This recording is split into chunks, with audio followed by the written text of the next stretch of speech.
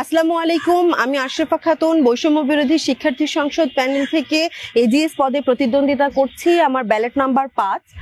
আপনারা জানেন ডাকসু শুধু আমাদের জন্য একটা শব্দ নয়, বা ডাকসু শুধু আমাদের জন্য একটা ইভেন্ট নয়। ডাকসু বাংলাদেশের জাতীয় রাজনীতির জন্য একটা বড় ঘটনা। আমরা দেখেছি বিগত সময়ে যারা ডাকসু থেকে নির্বাচিত হয়েছেন, পরবর্তীতে জাতীয় রাজনীতিতে তারা সরব ভূমিকা পালন করেছেন।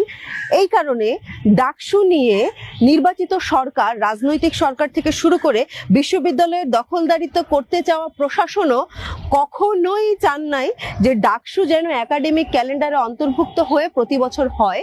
কারণ ডাকসু যখন শুরু হয়ে যায়, বা ডাকসুর মাধ্যমে যখন নেতৃত্ব উঠে আসা শুরু করে, তখন যে পরিবারতান্ত্রিক রাজনীতি, সেই রাজনীতির যে কাঠামো এতদিন ধরে চলে এসেছে, সেটা ভেঙে যাওয়ার একটা আভাস পাওয়া যায়।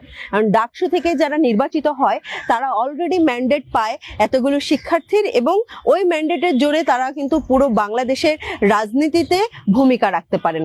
এই কারণে ডাকসু নির্বাচনকে বারবার আমরা দেখেছি পিছিয়ে দেওয়ার ষড়যন্ত্র হয়েছে। জুলাই অভ্যুত্থান পরবর্তী সময়ে ডাকসু না দেওয়ারও ষড়যন্ত্র হয়েছে।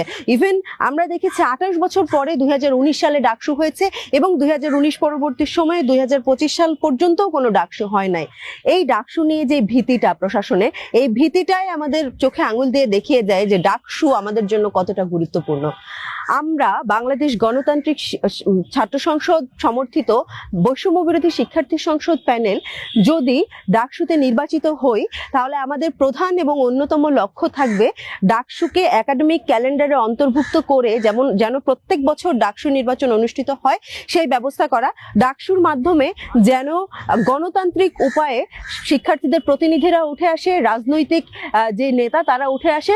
তাহলে আমাদের যে এতদিন ধরে চলে আসা যে প্রচলিত যে রাজনৈতিক সংস্কৃতি, দখলদারিত্বের সংস্কৃতি, সেইটা যে তৈরি হওয়ার যে কারখানা, সেটা বন্ধ হয়ে যাবে। আমরা চাই ডাকসু নিয়মিত হোক, এবং আমরা নির্বাচিত হই বা না হই, আমরা নিয়মিত ক্যালেন্ডারে যেন ডাকসু অন্তর্ভুক্ত করা হয়, একাডেমিক ক্যালেন্ডারে যেন ডাকসু অন্তর্ভুক্ত করা হয়, সেই লক্ষ্যে কাজ করে যাব। ধন্যবাদ সবাইকে।